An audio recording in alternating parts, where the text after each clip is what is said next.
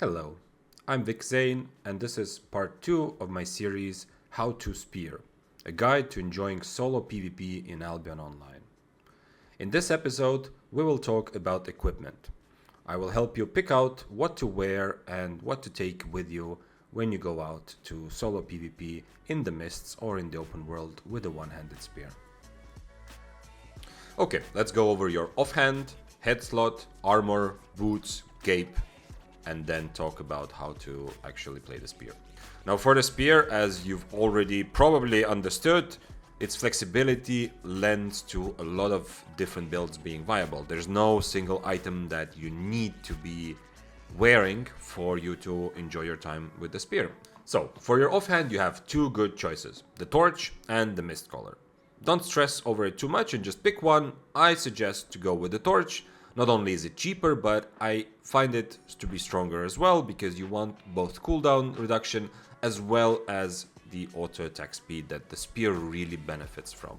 However, Mist Collar is good as well, especially if you're trying to reduce the cooldown of something else in your build, such as, for example, the Stalker Jacket. If you really want to be too cool for school and want to wear something special, you can also bring a Taproot or a Face Breaker. Neither is going to be as good as a Torch or Mist Collar, but they're not going to completely ruin your day and you'll still be kind of fine.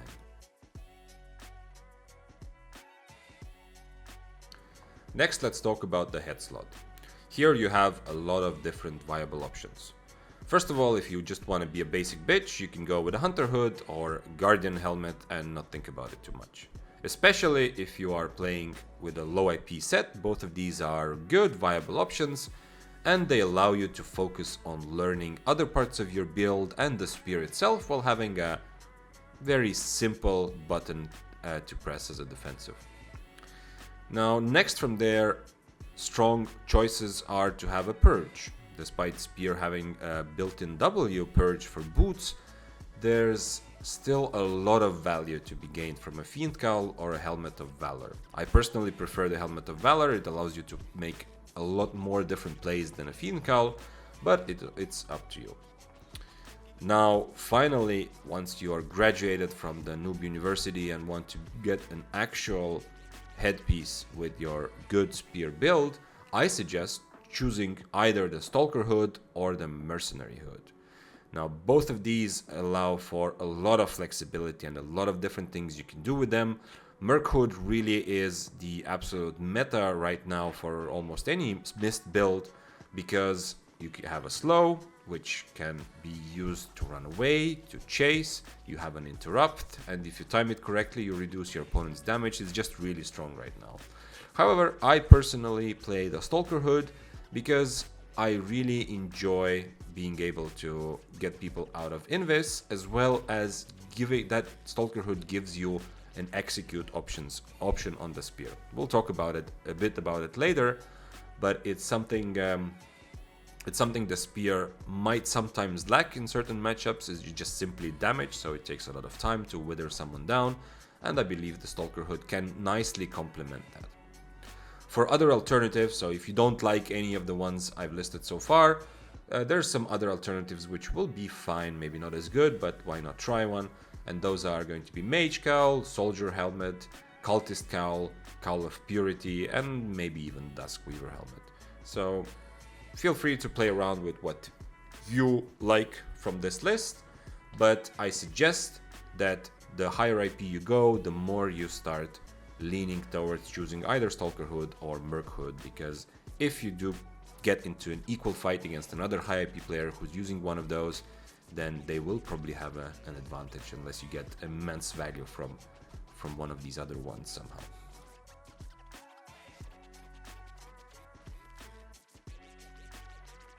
Next up is your armor, and this one should be simple. Just pick any leather jacket and run Infernal Shield. That is the basic choice, which is good, strong, and you can't really go wrong with that. If you want to be a little bit more nuanced, there's two leather armors specifically which I believe are pretty good for the spear, and those are Assassin Jacket and Stalker Jacket. For the Assassin Jacket, it is more of a low IP option because high IP you might not get enough value of the Invis to really make it, to justify it. However, It's very nice if you go low IP into the mist to have that invis when you are clearing camps or just doing PvE, so that you can instantly de-aggro the mobs and mount up if you need to, or just reset before the fight. Also, since in Mist you often find yourself in a situation when there's more than 2 people fighting, the spear actually really enjoys those situations. You have a lot of tools on the spear to take a fight, which is 3 ways or 4 ways with a lot of rats.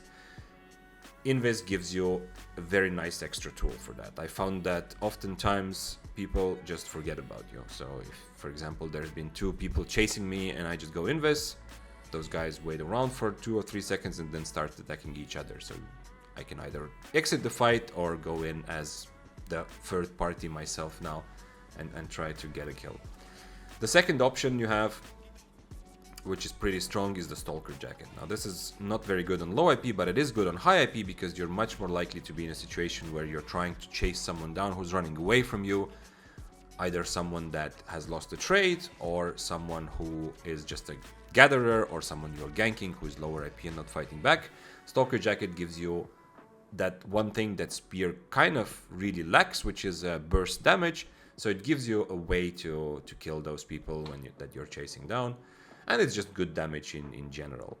Stalker Jacket does also benefit from Stalker Hood, damage buff if you click the hood before that, and it benefits from cripple damage buff. We'll talk about that. So it is, both of those are good options, but as I said before, the basic choice will just be Infernal Shield. You can't go wrong with that. You don't have to worry too much about that. As for other armors, I don't think you can really go into the mist with a plate armor unless you really know what you're doing. So if you're even thinking about it, don't do it. For the cloth robe, yeah, I don't think it's as good, but it's not going to ruin your day. So if you are a specialist from other builds with, for example, a cleric robe, you really want to use it, fine, whatever. You're not going to use the spear's natural tankiness as much, but you're still going to have a decent time. Perhaps even a phase scale robe could be fine. You can theory craft yourself here, but those are good. But that's going to be on you if you just die to a Death Giver's double E before even understanding what's happening in the fight. That's on you.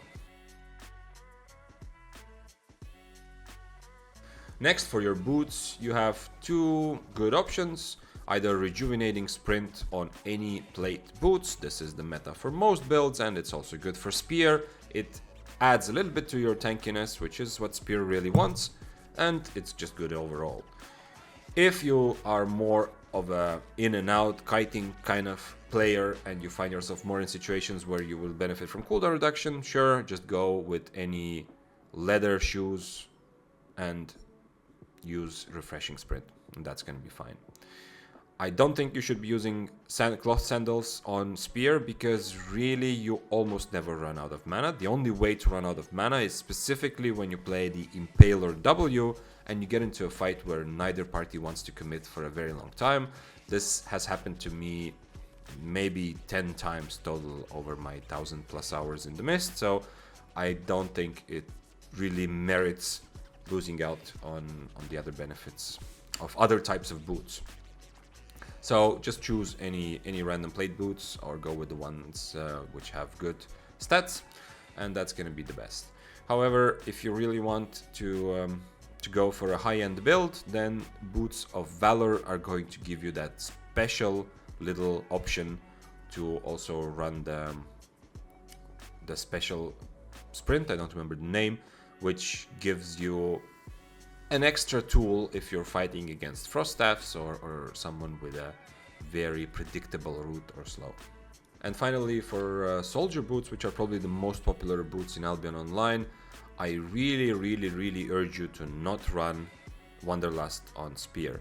It might sometimes get you out of a bad situation or get you into a good situation if you're trying to rat high IP Bloodletter, for example, and you catch up just because of Wanderlust. But if you do get used to using Wanderlust, you're not going to learn to properly PvP with regular sprint and the regular 1v1. So I think in the long run, it's really detrimental to becoming a good player and specifically a good spear player if you get used to Wanderlust. So just run Refreshing Sprint or Rejuvenating Sprint, depending on what you prefer. And finally, for your cape slot, there's really only one good option if you go higher IP, and that is the Undead Cape. It plays pretty nice into how Spear wants to play, and you can make some really big plays from your Undead Cape because you can still stack your Qs, you can use your Execute just as your Undead Cape runs out, and also you can get out of bad situations. However, if you are going for a mid-tier or lower tier build, then the 3 capes to choose from are Thetford Cape, Avalonian Cape, and Martlock Cape. Thetford Cape and Avalonian Cape are good for damage, just choose whichever one you prefer. And Martlock Cape is really good if you want to be a bit trickier and a bit baitier. Baiting is already a part of the Spear's toolkit, but with Martlock Cape you can do that pretty efficiently. Finally, let's talk a little bit about food and potions. For food, for the Spear, you have 2 decent options, and those are the Pure Mist Snapper and the Eel Stew. In theory, you would want to use the Eel Stew for more kitier matchups where you don't really get to hit each other as much and it's more about using your spells. And you would want Pure Mist Snapper for any fights where there's a lot of simple brawling. However, in my experience, in reality, Pure Mist Snapper is almost always going to be better because it's just kind of impossible to really avoid brawling in most fights in the Mist. So even in some matchups where in theory I know that we would probably be kiting each other, I find that there's a lot of simply standing and hitting each other going on. What I do and what I suggest that you do in the Mists is to just eat your Eel Stew and have that extra cooldown reduction as well as damage on you at all times. This is very good for fights with big IP differences. So if you're chasing down someone much lower IP, you'd like more cooldown reduction. If you're being chased by a higher IP player, you would like cooldown reduction. But then when you get into a fight which you think is going to be a fair fight, then just switch to Pure Mist Snapper. The important part here is to remember which food you have and adjust your playstyle somewhat accordingly. So if you are running Pure Mist, you will out-brawl most builds, and you are much happier to just stand, hit your Qs and autos and fight that way. However, if you are running Eel Stew, then you should be only focusing on trades when you are sure that those are advantageous to you. So when you have your Inferno Shield up, for example, or some of your defensives, but try to be more kiting and more tricky in your approach to the fight. Finally, for potions, there is no potion that you need as a Spear player. You can use a variety of potions, and in fact this is probably, hopefully, will be changed, but at the moment the meta is to throw 1 poison potion and then wait for the cooldown and use healing potions later in the fight. To make things simple, just bring healing potions. Unless you are already more experienced with the Spear, just use healing potions and don't forget to eat one, of course. If you want to add more new ones, then bring poison potions, energy potions for when you're chasing somebody, and gig pot against a firewall user, or sometimes even against a one-handed curse staff can be pretty handy. So here's a short at-a-glance summary of what we talked about in this episode, and I'll see you in the next one.